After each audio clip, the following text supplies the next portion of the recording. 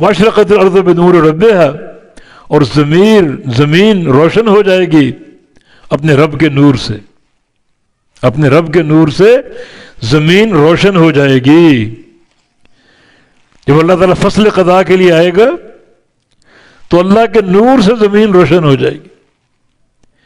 یا دو صفات کا ذکر ہے، ایک اس کا نور، دوسرا اس کا رب ہونا، رب کے نور سے، رب کے نور سے زمین روشن ہو جائے گی۔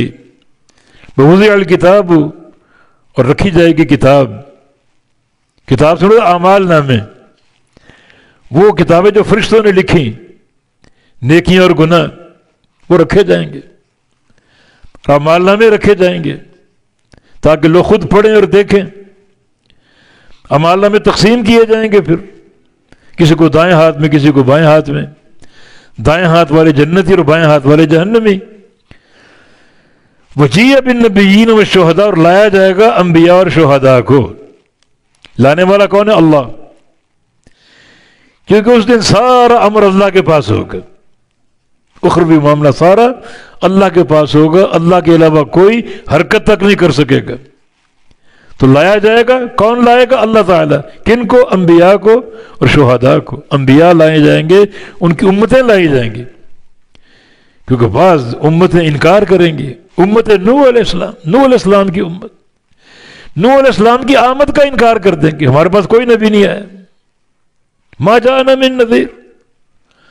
حالانکہ نوح علیہ السلام وہ نبی ہیں جو 950 سال تک قوم کے اندر رہے، لیکن قوم کی ہٹ درمی دیکھو، ان کا انکار دیکھو، بے شرمی دیکھو ان کی، 950 سال اس قوم میں گزارے، اور وہ کہیں کہ ہمارے پاس کوئی رسول نہیں ہے۔ پھر آخری نبی محمد الرسول اللہ صلی اللہ علیہ وسلم، اور آپ کی امت گواہی دے گی، ہمارے پاس قرآن گواہی دیں گے، فرشتے گواہی دیں گے، وجاءت کل نفس معها سائق و شہید۔ ہر بندہ اس طرح آئے گا، اس پر 2 فرشتے مقرر ہوں گے، ایک اس کو ہانکنے والا، دوسرا اس کے اعمال کی گواہی دینے والا۔ اس کے علاوہ انسان کے اعضاء گواہی دیں گے، زمین گواہی دے گی۔ یومئذ تحدث اخبارها بان ربک اوحی لها، زمین اپنی خبریں دے گی، کیونکہ بندوں نے ہر کام زمین پر کھڑے ہو کر کیا ہے، ہر کام کی رازدان ہے وہ، ہر کام کا مشاہدہ کر چکی، زمین گواہی دے گی۔ سارے شہداء کو جمع کر دیا جائے گا، گواہی دینے والوں کو، اللہ کے عدل کی حجت قائم ہو جائے گی، کوئی انکار نہیں کر سکے گا۔ انسان کے اپنے اعضاء بولیں گے، اعضاء کو کھینچ کے ملامت کرے گا کہ تم تو میرے خلاف گواہی نہ دو۔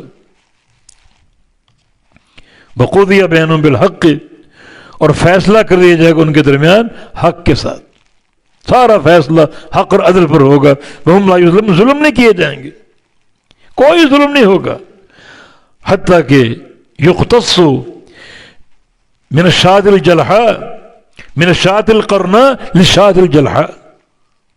اگر دنیا میں سینگ والی بکری نے بغیر سینگ کی بکری کو مارا ہو تو اللہ تعالیٰ بغیر سینگ کی بکری کو سینگ والی بکری سے انصاف دلائے گا، کہ اس کو روندو، اس کو مارو جب تک چاہو، تاکہ عدل قائم ہو جائے۔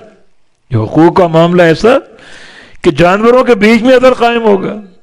مالک یوم الدین، وہ روز انصاف کا مالک ہے، عدل قائم ہوگا، روز جزا کا مالک ہے، وہ عدل قائم ہوگا۔